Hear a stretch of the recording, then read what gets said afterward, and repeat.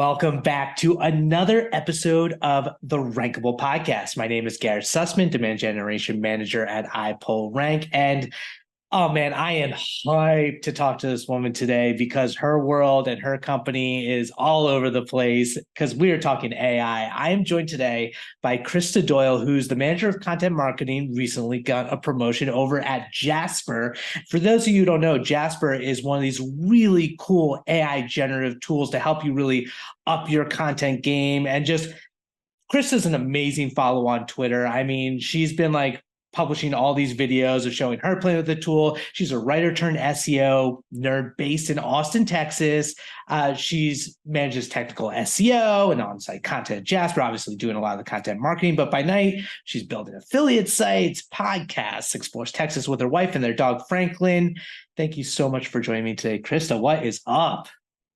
Hey, Garrett. Thanks so much for having me. I'm so pumped to talk. Oh man, there's so much to talk about and so much to dive into. But before we even get into it, you've got like the weirdest story about you took some engagement pictures at a Chili's restaurant and they went viral. That did happen. Yes, that is one of the weirder stories that I have.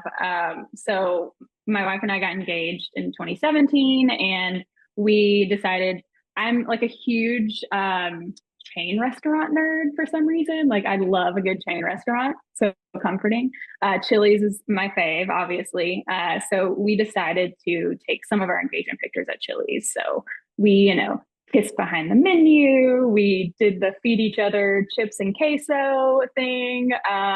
And I just posted it on Twitter and tagged Chili's. And yeah, like Twitter did its thing as it does. And yeah, they went viral, and we got a lot of like, I think Pop Sugar picked it up and BuzzFeed and all these places, and they actually gave us free like chips and queso and salsa for our wedding, which was awesome. Oh my God, social media. Like when there's like positive social media stories, it makes me so happy. And to the chain restaurant thing, it's so funny. Like I love chain restaurants, and yet my inner hipster is like, you're not allowed to like restaurants. So it's like this internal battle constantly. Oh, 100%, 100%. I feel like they've had this weird renaissance the past few years in which they're like kind of cool again. Like they're almost ironically cool again. So now I'm like, okay, I can actually talk about this in public.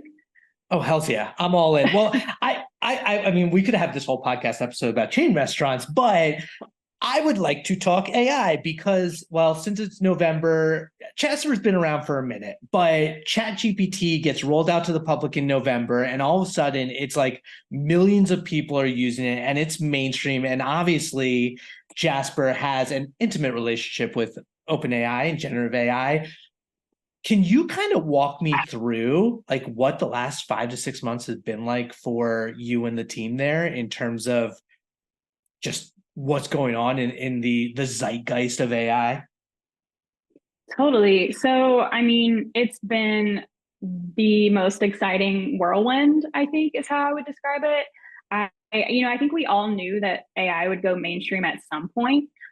Even before ChatGPT, we were already kind of preparing for a shift like this. I think we thought it would happen a little more slowly. None of us, it like took us by surprise, I think, that it happened so quickly. And I mean, I can't speak for all of my coworkers, but I think it has just kind of like, it's just kind of proven that this stuff is like, there's just now going to be forever a need for a product like ours. And it's just given us so much reassurance that, like, hey, we're on the right track. And now there's so much more opportunity. And, I think the quote is like, a rising tide lifts all boats or something like that. I think that's very much our mentality. Yeah, I think on a more personal level, like in my specific role, I started at Jasper in last September, so 2 months before ChatGPT, and I had to very quickly completely change my mindset around our competitive landscape, the strategies that we were tackling, the type of content that we were producing. Because pretty much overnight, our main organic competitors went from being like other direct tools like Copy AI or Writesonic to, now a few months later, Microsoft and Canva and, these huge, huge players.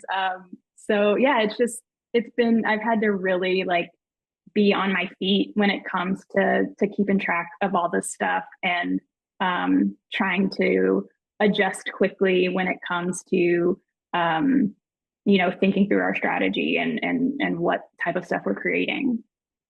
Yeah, I mean, to that point, I guess I'm going to jump around a little bit here, but I am curious. Every marketer that I've talked to right now is completely overwhelmed. Like if you go on Twitter, every day there are new tools coming out, there's new emerging behaviors, like there's new content pieces and best practices and all that. How are you staying ahead of the curve like with social media, just like so much noise? Yeah, we've actually had lots of conversations about this on our team because we all feel it too, like none of us came into our roles at Jasper immediately being experts on this stuff, on the AI space. So I think, we've had to be just really purposeful in we just need to curate who it is we want to listen to. Like, for me, I subscribe to Ben's Bites.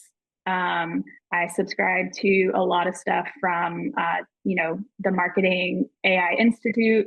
And that's kind of like I have my tunnel vision on these are the people that I'm choosing to listen to. And that really helps a lot, I think. So I think that would be my advice to anybody who's overwhelmed and doesn't know where to look is just find the people who you trust and who aren't trying to over promise or try to, just say things to take your money. And just focus on what they say. And I think that's like the best way to approach it at this point. Cause yeah, it's crazy. You could go down the rabbit hole for hours, days, weeks. Yeah, I mean, and that's really good advice to kind of like zero in on a few specific people because there's already like memes going around about how everybody, if you were like a productivity guru yesterday, like today you're an AI guru, and like in social, it's like it's hard not to like want to vomit it. So, 100%, 100%. And I think that's something that, I always try to be really careful about. And I know that my coworkers, we try to really be careful about the way we present ourselves or present information online. Cause like, I don't ever want to come off that way. Like I'm learning about this stuff in real time almost as much as the next person. I just have like a really cool little window of insight. But yeah, like that doesn't make me an expert. So I try to be really careful about not trying to come off like I'm on some other level or on some high horse that like marketers today can't get to because we're all just kind of in this together right now. and to that point, I remember, you had shared on LinkedIn that you were giving this kind of presentation to a bunch of like, AI scientists and AI engineers and all of this. So you're having these conversations with people who are in the field. What are they saying about like what's happened over the last few months? Because obviously there's a difference between the marketers and like the actual, engineers who are working on this. Different conversation. Yeah, so I think the biggest thing is like we are really trying to at Jasper keep those lines of communication open between, the more technical dev side of things and the marketing side because they're creating products for us that we use on our team. But they don't know what we do. They don't know how we are actually using Jasper in our day to day or how we find AI most helpful. So I think it's just a lot of conversations around like what do we do as marketers and how do we actually find this stuff useful? What are actually our pain points?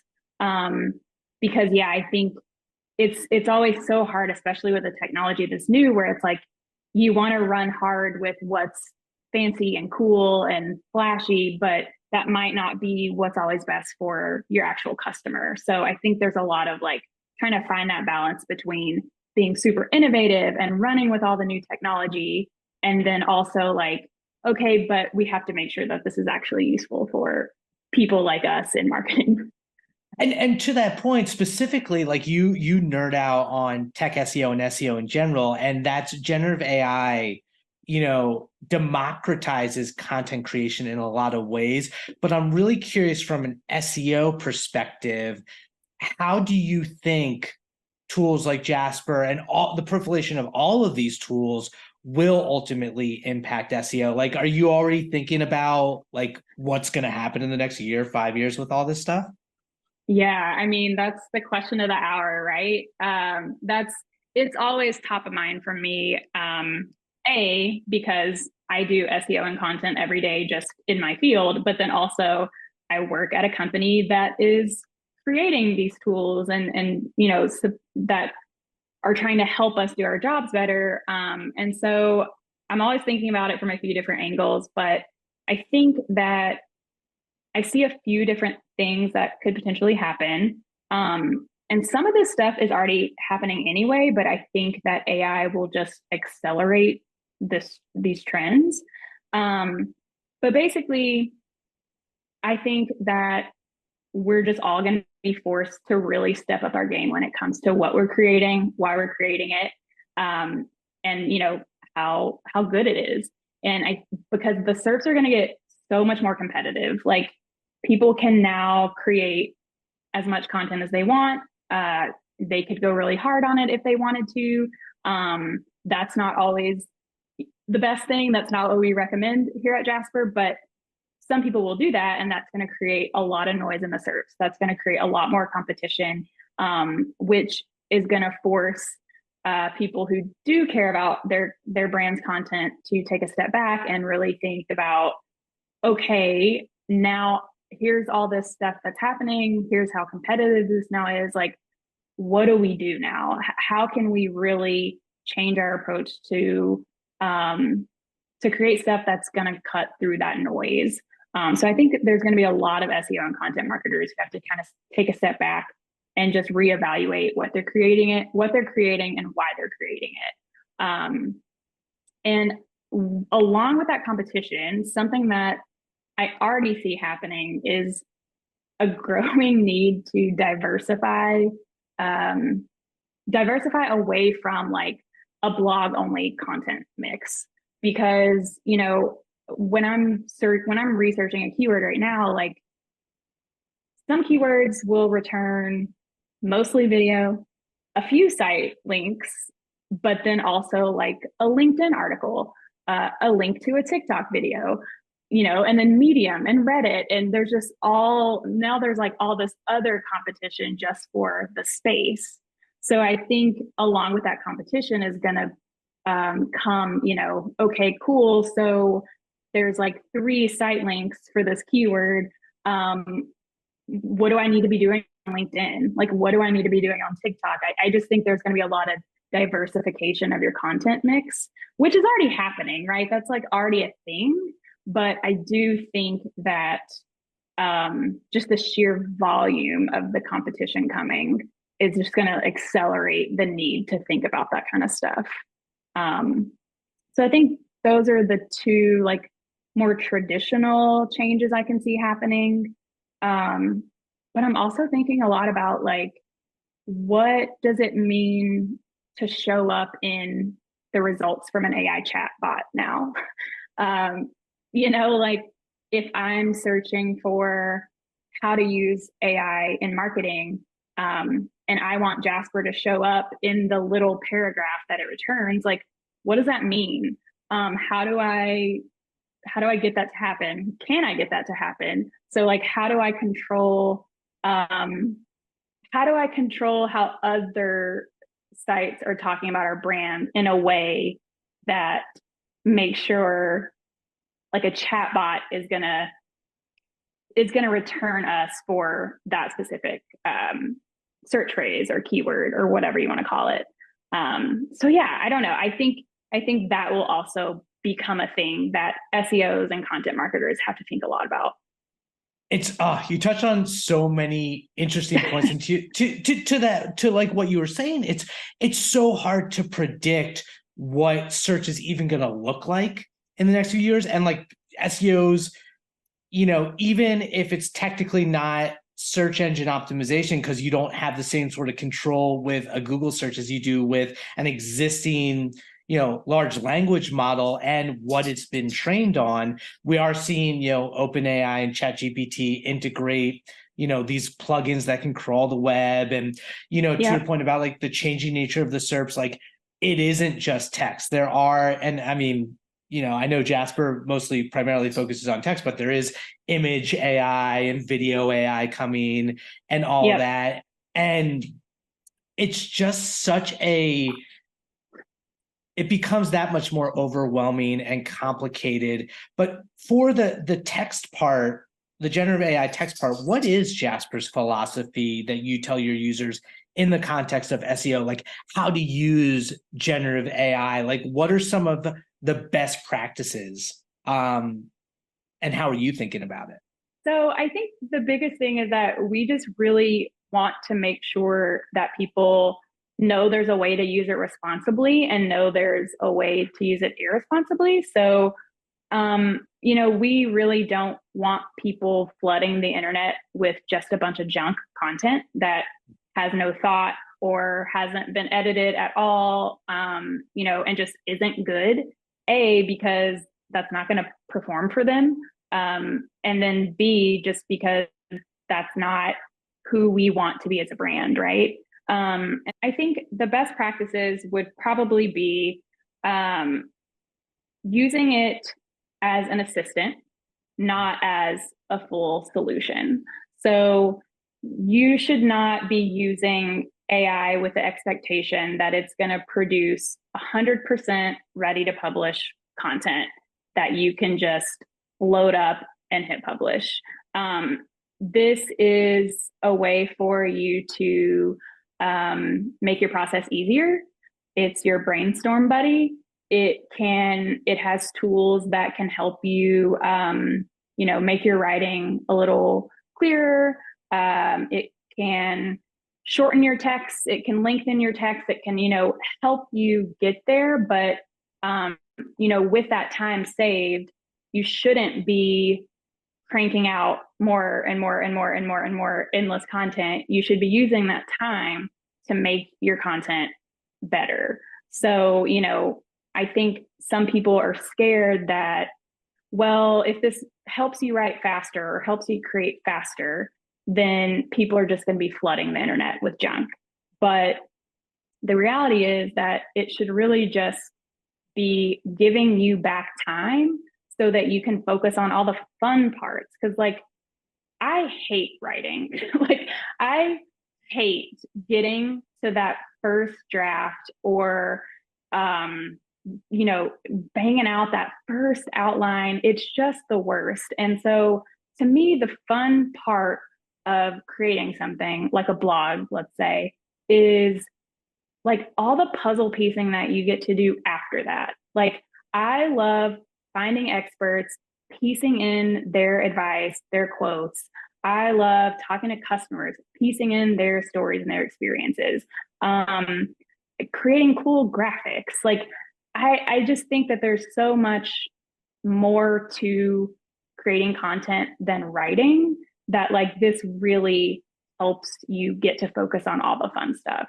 So I think that is our guidance mostly, is that this should just be a tool for you to cut out all the crappy parts of writing and take back your time, and that where you can actually focus on being creative.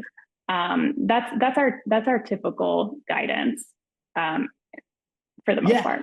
I got to get meta here for a second. I'm so curious, and I would want to understand one way or the other. Two questions. One, do you use Jasper internally for the content you're creating? And two, you've got a badass newsletter that you just started as well. Not another AI newsletter, which y'all should definitely go subscribe to because Krista's voice is very clear. But do you use Jasper for your newsletter? Okay, one at a time. Yeah. So, okay. People ask me this a lot. I feel like people are very curious about how people at Jasper actually use Jasper. So I do use it pretty much every day. So our Chrome extension, it works in almost every site that you can use. So, I use it a lot when I'm editing blogs in Webflow. It's similar to how you might use Grammarly or something. Like, we have a little drop down where you can, highlight text to improve it or, shorten or lengthen it. And now you can actually translate it, which I haven't had a use case for that yet, but I hope to. So yeah, so I use it quite a bit for editing blogs, or, writing emails. I've even used it on Twitter before. And I use Jasper Chat to do some more technical stuff like create schema. I use it a lot to do Google Sheets formulas, which is super helpful. And then we actually just released our API, which I'm really excited about because now I get to build my own fun things. I'll be using it for some, programmatic SEO projects. And then I'm actually going to try to build my own like content automation tools to build, content briefs and content outlines kind of at scale. So we'll see how that goes. That's my next big experiment with this stuff. So with the newsletter, because I know you guys, one of the big things with AI content is being able to adjust, having to maintain consistency and adjust your brand and voice. And you have a very strong voice. I know Jasper just came out with like this whole brand voice feature. Can you tell me about it? And also like, do you use it on your newsletter? Is that your voice or is that? Oh my gosh. So that would be so cool.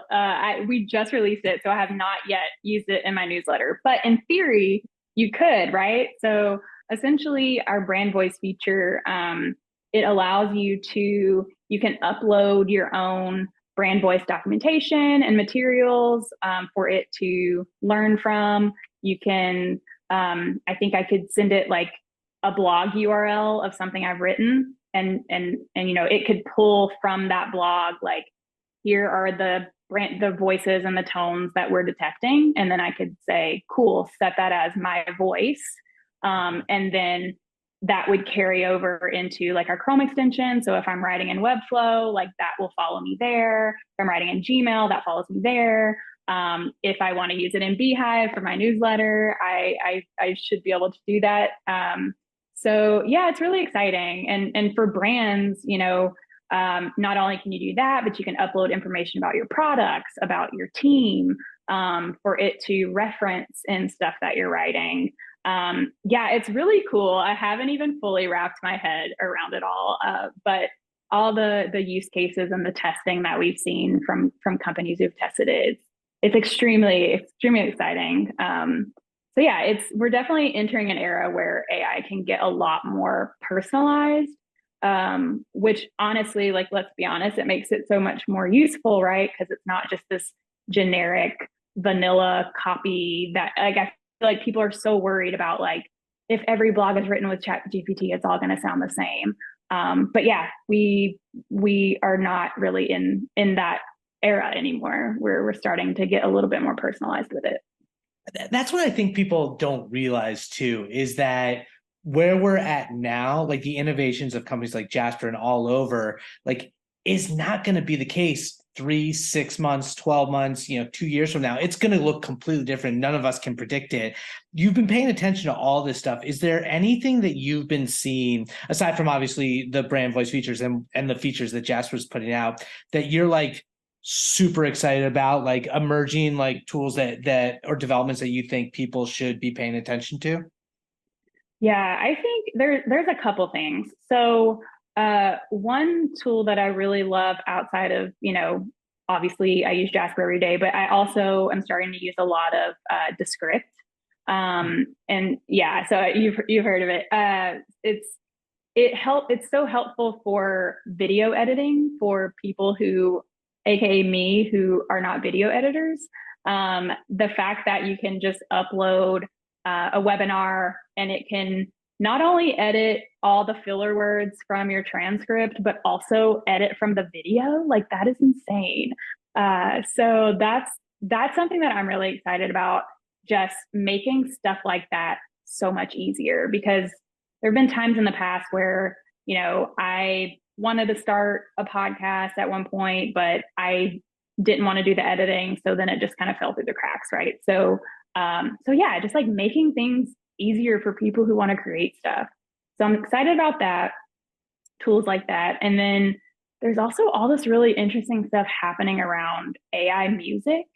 I don't know if you've seen all this like AI Drake and AI Jay-Z. Controversial as hell. We talk about because our founder is a rapper, and it's like between image and copyright. We can tap into this briefly, but I am so curious, like the issues there.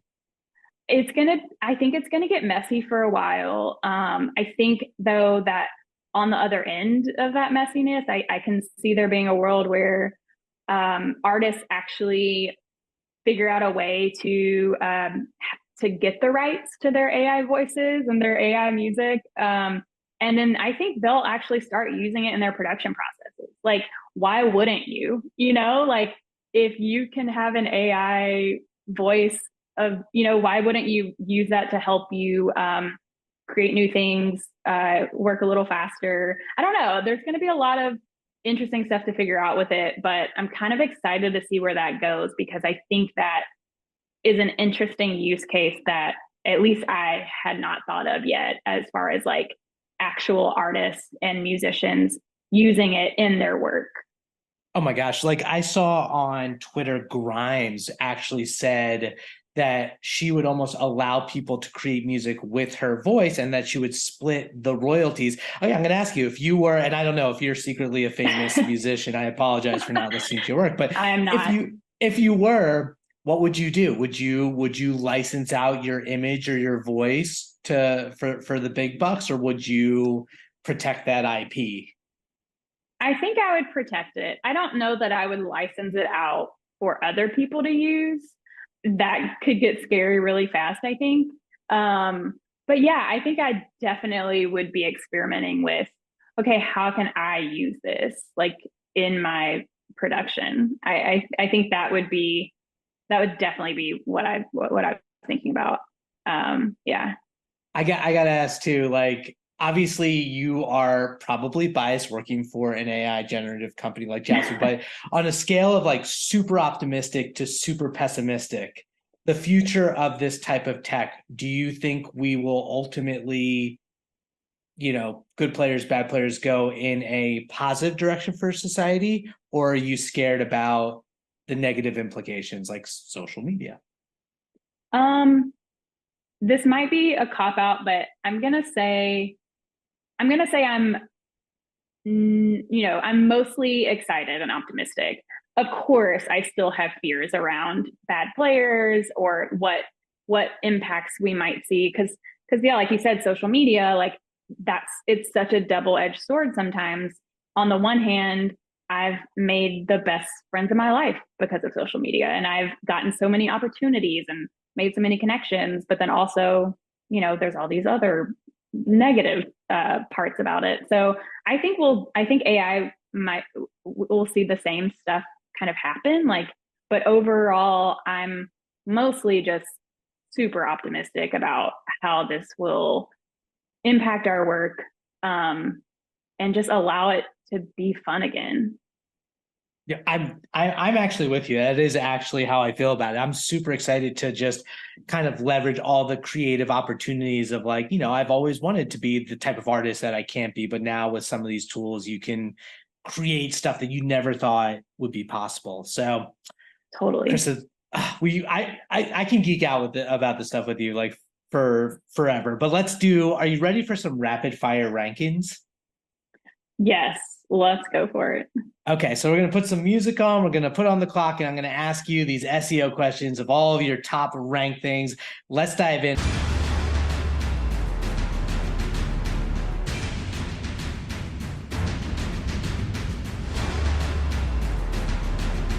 So first off, rank your top 3 Diet Cokes is what you put. What are your top 3 Diet Cokes? Or diet sodas, excuse me. Diet sodas. Okay. No, you actually were correct when you said Diet Coke. So this is my hill to die on, I think. I think, some people are wine sommeliers. I'm a Diet Coke sommelier, self-appointed. So I feel very strongly about my top 3 types of Diet Coke. I'll start with number 1. Okay. Number 1, fountain Diet Coke from McDonald's, always. There's something about a McDonald's Diet Coke that just hits different. Go try it, you'll see. It's just extra cold. There's something about the process that they use in their fountain. I could geek out about this, forget SEO. Anyway, they use a different process and it's extra cold, for literally. And then number 2, a cold can over ice. So a lot of people would say just any other type of fountain drink would be number 2, but no. If you get a cold can over ice, man, you're in heaven. You're in heaven. Not a hot can over ice. That's garbage. But so number 3 would be any other fountain drink from, your gas stations, your other restaurants. Sometimes they're flat or they don't taste good. They taste old. So, it's hit or miss. But when you get a good one, it's a good one. Above the bottle. Above the bottle, man. A bottle does not hold the coldness. If it's cold enough, it's great. But it gets hot, man, too fast. Dude, okay, when you do your Diet Coke podcast, I want to come on and continue to kind of discuss that. Okay, moving on. Rank your best SEO or marketing win. My best win. I think I would say I'll go with the first major win that I ever had, because there's nothing like it. So it was my first job in SEO, and I did not yet know what attribution was from content. I did not know that you could know how much money you make from a blog or a page. So there was we were trying to outrank one of our major affiliates for a bunch of keywords, because they were, they held the top spot. So we were like, maybe we can outrank them and take some of that money back. So we did it, and the first time it worked, and it worked fast. And all of a sudden we were pulling in 10 grand a month from this one piece of content. And, the first time, that was my first time to ever see that was possible. And I was like, holy shit, I am addicted to this. You can actually make money from content. What the heck? So I think that was my first big win, that, standing up a page that fast and not only beating out our affiliate, which was our goal, but actually seeing the money start to flow in, and, the team was super happy. And I don't know, there's just nothing like that first fun, super fun, exciting win. I feel you. I'm going to date myself on this, but it's very much a show me the money sort of situation when that revenue light bulb goes out. Okay, rank your top 3 SEO tools. Gonna have to say Search Console, Ahrefs, and of course I gotta go with Jasper. Hells yeah, love it. Okay, rank your best SEO trick or tactic. So right now I'm deep into programmatic. So we've been doing a lot of testing with that, and it's super fun. It really lets me tap into my, my technical side, my love of tinkering. Yeah, I'd have to go with programmatic. It's like the peanut butter and jelly to Yeah. generative AI. Okay, rank what you love most about SEO. It keeps me on my toes. I think with SEO, you're you always have to be learning. You always have to be like keeping up with everything happening, and it just keeps things interesting. Sometimes it's infuriating and frustrating, but mostly it's just fun and keeps me engaged. And then I like that there's just such a balance between you get to be creative, but you also get to be like analytical and technical. And I really enjoy that mix. It makes sense. I mean, that also makes sense why you're in AI, same sort of thing. Yeah, exactly. Rank, what is your best learning SEO resource? Twitter, all the way. I learned so much from people on Twitter. And then I would have to say Alita Solis's, I think that's how, Alita Solis's SEO FOMO newsletter. Man, talk about SEOs another field where there's just an overwhelming amount of information. And her roundups of these are the articles that are like actually interesting and important really helps keep me focused. Yeah, it's like Ben Bites for AI. It's like such a good Exactly. separate. Yeah. Okay, so this is the most unfair question, but rank the 1 to 3 SEOs or marketers that you most like look up to, admire, respect. Okay, so this is really hard, but okay. So the first 3 that kind of come to mind, they're all SEO content, I would say hybrids. So the first is Chris Tweeten, I think is how you say his last name.